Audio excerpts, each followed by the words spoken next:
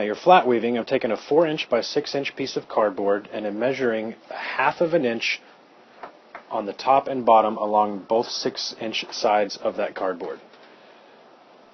Make a small cut, should only go about 1/4 inch into the cardboard. Take 2 arms length of white yarn and begin to wrap that around, starting on the back. Tie it off on the back, cut the excess. Now you see you have straight vertical lines on the side that you're going to be weaving from. Take another 2 arms lengths of whatever color yarn you want to start with and wrap the tip of that with a piece of masking tape.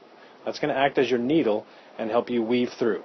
So you'll start on one side, weaving over, under, all the way across. Make sure you tie that off on one side and just go all the way across, and then back down the other side. So over, under. Make sure that you're pushing the yarn down tight. Don't pull it too tight so that it bends. Okay, you want to keep those outside lines nice and straight and keep that pushed over as tight as you can as you continue weaving.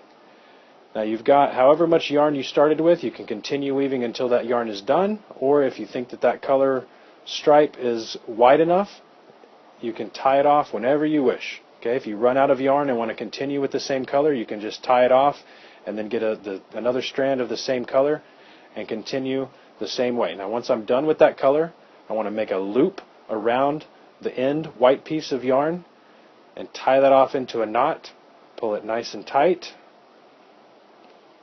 and cut off the excess.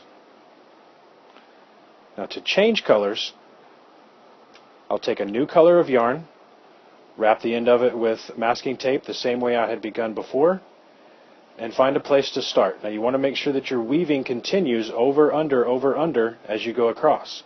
So double check, tie off the end of that yarn, keep your strands pushed together, and you can continue with the same process, going back and forth, back and forth. Now if you want to only weave a certain amount of stripe with a certain color, you can only weave over as far as you want and continue back the same way, and it's going to work the exact same way, just without going all the way across the cardboard.